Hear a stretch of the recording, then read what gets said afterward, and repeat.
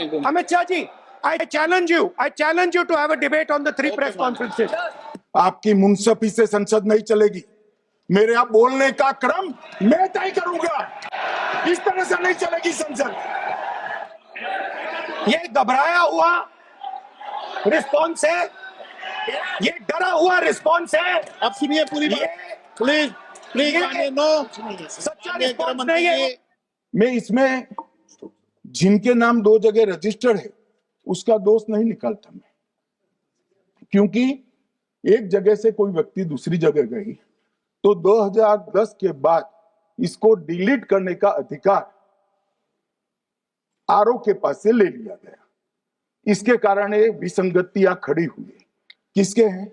श्री प्रशांत किशोर जी के 2 जगह मतदाता है, पवन खेरा जी का भी है, तेजस्वी यादव का स्वयं का है, टी सिद्दीकी एनआईसी केरल के नेता का है, मान्यवर संजय सिंह आप पार्टी के नेता के हैं, किशोरी पेडनेकर यूबीटी शिवसेना के हैं, इनका भी है।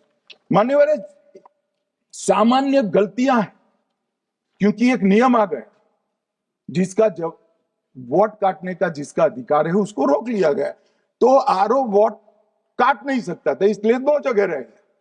अब वही एक गहन पुनर्निरीक्षण से सुधरना है, मगर आप गहन पुनर्निरीक्षण को वोट चोरी कह रहे हो।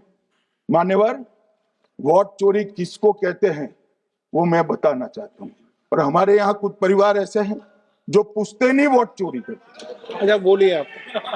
हाँ बोले आप, बोले। हाँ बोले आप, बोले।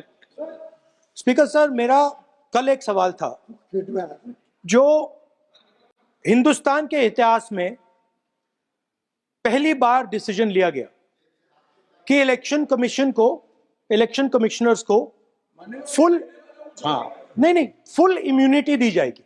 ठीक है, ये है ना, इसका जवाब इसका पीछ मैं खत्म नहीं किया सर। इसके पीछे जो थिंकिंग थी वो हमें सबसे पहले बताएं।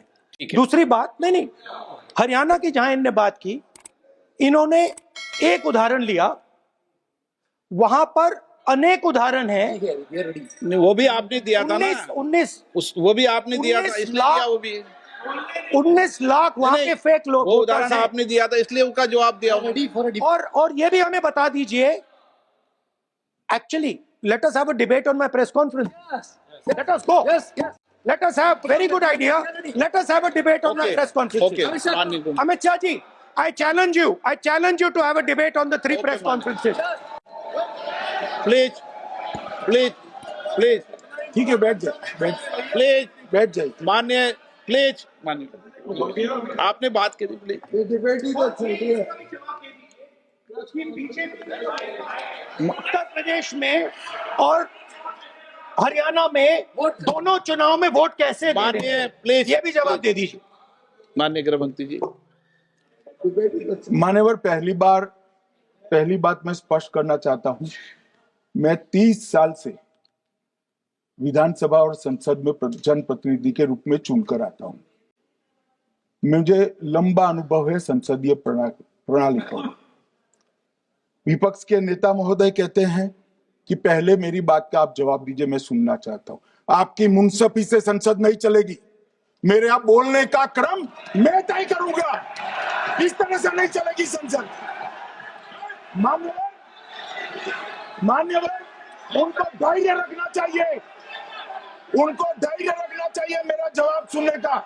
इनकी एक बात का जवाब मैं दूंगा, मगर मेरे भाषण का क्रम वो तय नहीं कर सकते, मैं करूंगा, क्योंकि मैं बोल रहा हूं मन।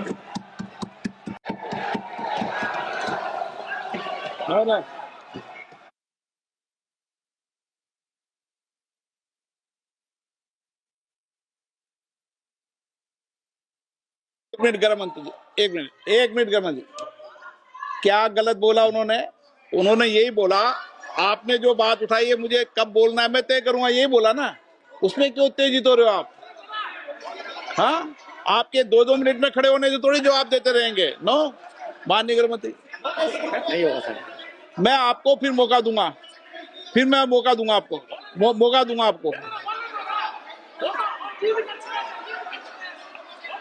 आप बोलिए। हाँ बोलिए।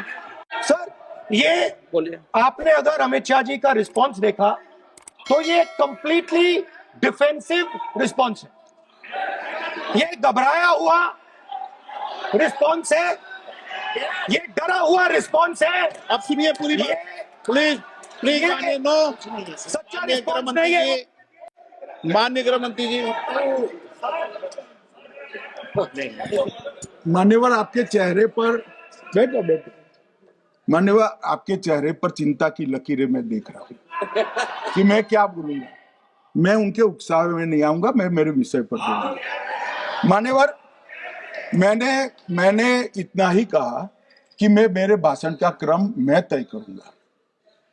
मेरे भाषण का पहले क्या बोलना, बाद में क्या बोलना, मैं तय करूंगा। और मैं मानता हूं कि हर एक वक्ता का ये अधिकार है, उनका भी है, मेरा भी है।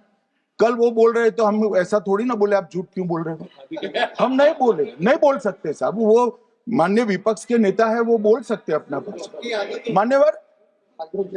और मैंने तो ये भी कहा, मेरा पूरा भाषण छूट कर कुछ बच जाता है तो आप पूछिएगा, मैं जवाब दूंगा। मगर अब धैर्य भी चाहिए और सुनना भी चाहिए, दोनों चीजें करनी पड़ती है। मान्यवर, वोट चोरी का कोहराम बचा। मैं वोट चोरी किसको कहते हैं वो बताना चाहता हूं। वोट चोरी के 3 आयाम हैं। एक तो मतदाता नहीं है, मतलब योग्यता नहीं है, और आप वोटर बन जाते हो तो वोट चोरी माना जाएगा। दूसरा, आप गलत प्रकार से चुनाव जीतते हो तो वोट चोरी माना जाएगा। और तीसरा, जनादेश को डिफाई करते हो, मतलब वोट के विपरीत आप कोई पद प्राप्त कर लेते हो तो भी एक प्रकार से वोट चोरी होता है।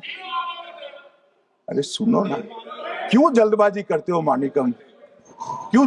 अब मैं 3 वोट चोरी की घटनाएं बताना चाहता हूं। सबसे पहली घटना हुई आजादी के बाद, देश का प्रधानमंत्री तय करना था।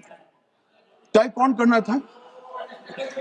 तो उस वक्त के जितने प्रांत थे, इसके कांग्रेस के अध्यक्षों ने, उनके एक एक वोट से तय होना था। अब 28 वोट श्री सरदार पटेल को मिले और 2 वोट जवाहरलाल नेहरू जी को।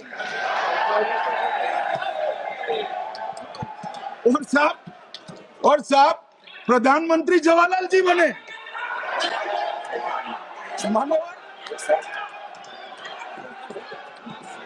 मान्यवर,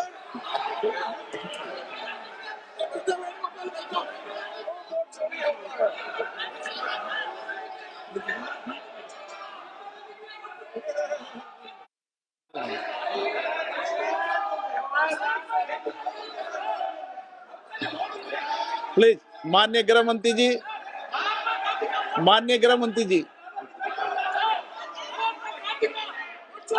प्लीज।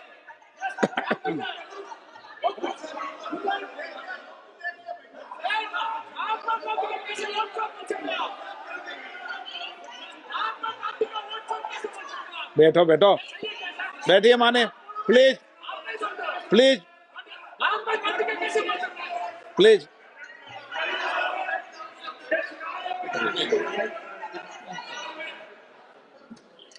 मान्यवर, दूसरी, प्लीज बैठिए बैठिए माननीय सदस्य, प्लीज, हर बार नहीं उठते, बैठिए। मान्यवर, दूसरे प्रकार की वोट चोरी, अनैतिक तरीके से चुनाव जीते, ऐसी वोट चोरी भी भूतकाल में एक बार हुई थी। श्रीमती इंदिरा गांधी रायबरेली से चुनी गई। इलाहाबाद हाईकोर्ट में श्री राजनारायण पहुंचे कि चुनाव नियमों के अनुसार नहीं हुआ। इलाहाबाद हाईकोर्ट ने ये तय कर दिया कि श्रीमती गांधी ने उचित तरीके से चुनाव नहीं जीता है, हम इसको रद्द कर देते हैं। मान्यवर, ये भी वोट चोरी थी, बहुत बड़ी वोट